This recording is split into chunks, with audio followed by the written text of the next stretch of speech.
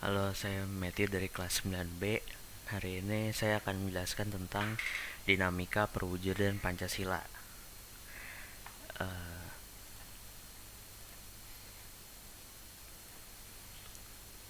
nah, jadi guys, ternyata dalam sejarah Indonesia pernah beberapa kali terjadi pemberontakan dan penyimpangan Pancasila sebagai ideologi bangsa.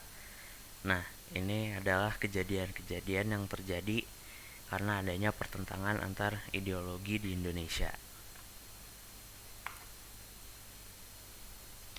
Nah, penerapan dari masa ke masa, kedudukan Pancasila sebagai dasar negara dan pandangan hidup bangsa telah disepakati oleh seluruh bangsa Indonesia. Akan tetapi, dalam perwujudannya banyak sekali yang mengalami pasang surut. Bahkan sejarah bangsa kita telah mencatat bahwa pernah ada upaya untuk mengganti Pancasila sebagai dasar negara dan pandangan hidup bangsa dengan ideologi lainnya. Upaya ini dapat digagalkan oleh bangsa kita sendiri. Meskipun demikian, tidak berarti ancaman terhadap Pancasila sebagai dasar negara sudah berakhir. Tantangan masa kini dan masa depan yang terjadi dalam perkembangan masyarakat Indonesia dan dunia internasional dapat menjadi ancaman bagi nilai-nilai Pancasila sebagai dasar negara dan pandangan hidup. Perwujudan nilai-nilai Pancasila sebagai dasar negara telah dilaksanakan sejak awal kemerdekaan, Orde Lama, Orde Baru, dan masa reformasi sampai sekarang. Nah, masa awal kemerdekaan ini setelah proklamasi ya tahun 1945 sampai tahun 1959.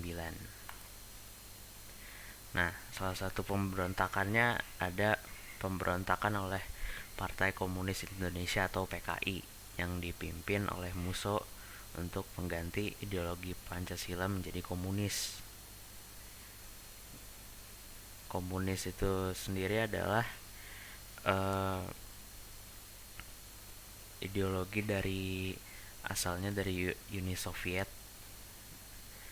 Nah, yang kedua ada pemberontakan oleh Darul Islam. Mereka itu pengen ngeganti Pancasila, diganti dengan syariat Islam. Padahal uh, padahal gerakannya sendiri bertentangan dengan ajaran Islam yang sebenarnya. Akhirnya mereka pun bisa ditangkap pada tanggal 4 Juni 1962. Nah, ada lagi yaitu pemberontakan Republik Maluku Selatan. Nah, ini mereka itu gerakan separatisme yang artinya memisahkan diri dari uh, tempat atau kelompok sebelumnya mereka ada ya. Dimulai pada tahun 1950 dipimpin oleh Christian Robert Stephen Somokil, bertujuan untuk membentuk negara sendiri. Kan tadi mereka separatis ya, yang didirikan tanggal 25 April 1950. Pulau-pulau terbesarnya adalah Seram, Ambon, dan Buru. Akhirnya gerakan pemberontakan ini berhasil dikalahkan oleh TNI Indonesia pada bulan November 1950.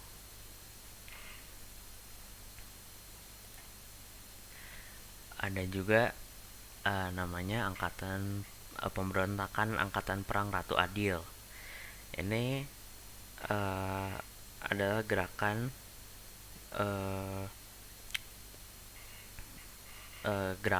untuk mempertahankan ideologi Belanda, yaitu jadi negara kesatuan Republik Indonesia, yaitu sebuah negara federasi yang dipimpin oleh Raymond Westerling. Didirikan pada tanggal 15 Januari 1949. dibantu juga oleh Sultan Hamid kedua. Namun berhasil juga digagalkan, tetapi ada beberapa tokoh yang meninggal saat kudeta tersebut, yaitu adalah Menteri Pertahanan Sultan Hamengkubuwono yang ke-9 dan Sekretaris Jenderal Algi Budiarjo.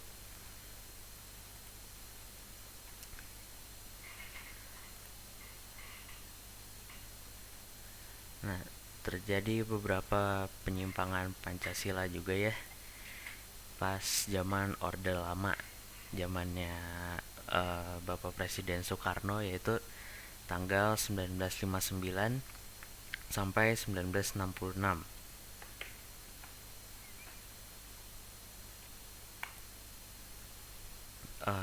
Nah ini dia, apa sih yang terjadi di Orde Lama, apa terjadi penyimpangan Pancasila yang kayak gimana sih?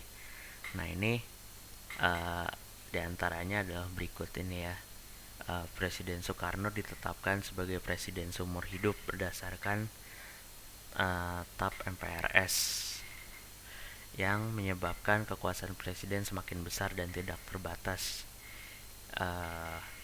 Itu nggak apa ya, nggak nyambung sama Pancasila kan ya. Terus habis itu ada juga presiden mengeluarkan penetapan presiden nomor 3 tahun 1960 tanggal 5 Maret 1960 yang yaitu membubarkan DPR. Yaitu lalu ada presiden membentuk MPRS yang anggota-anggotanya terdiri dari DPR, GR utusan daerah dan utusan golongan yang semuanya diangkat serta diberhentikan oleh presiden.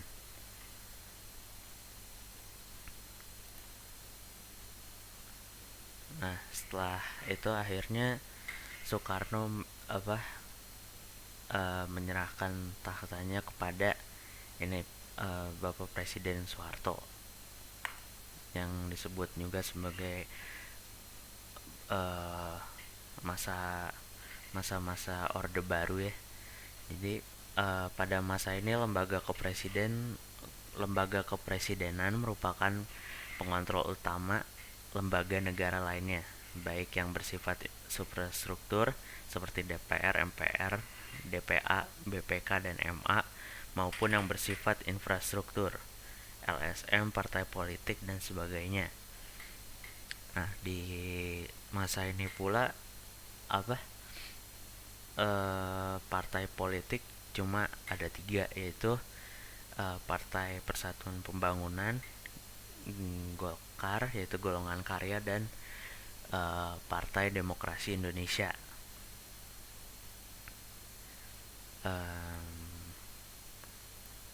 Nah, di masa Orde Baru juga ada yang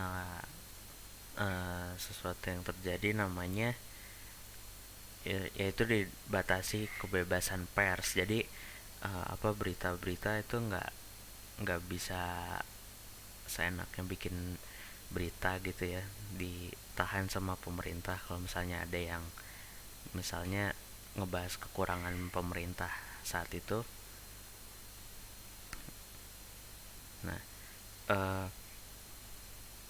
Nah ini ada beberapa kasus-kasus yang ada beberapa kasus yang merupakan penyimpangan Pancasila ya di masa Orde Baru, yaitu ada kasus Tanjung Priok, ada kasus Marsina, ada juga kasus wartawan Udin. Ya, mereka menyampaikan berita terus akhirnya hilang, nggak tahu kemana orangnya. Mungkin ditahan oleh pemerintah gitu ya. Nah, dinamakan nilai-nilai Pancasila sesuai dengan perkembangan zaman, yaitu ada hakikat ideologi terbuka. Jadi Pancasila itu dapat berinteraksi secara dinamis dengan berkembangnya zaman, Pancasila tuh tetap bisa ikut, nggak ketinggalan zaman gitu ya. Nah ini perbedaan ideologi terbuka dan ideologi tertutup ya kan. Pancasila itu ideologi terbuka ya. Nah ini perbedaannya apa sih ideologi terbuka sama ideologi tertutup. Nah kalau ideologi terbuka itu nilai dan cita-cita hidup itu dari masyarakat, jadi cita-cita dari masyarakat. Nah kalau ideologi tertutup itu bukan cita-cita yang hidup di masyarakat gitu. Terus ada juga ideologi terbuka itu dari hasil dari musyawarah. Jadi misalnya antar DPR bikin apa, misalnya mau bikin peraturan baru jadi pakai musyawarah. Nah kalau misalnya ideologi tertutup itu cita-citanya dari sekelompok orang aja gitu, jadi belum tentu cocok sama masyarakatnya. Ada juga isinya itu kalau ideologi terbuka tidak operasional kecuali diwujudkan dalam konstitusi. Kalau ideologi tertutup diatur pakai kekuasaan pemerintah gitu, kekuatan mutlak, bisa aja bahkan bisa pakai kekerasan atau memanfaatkan kekuasaan.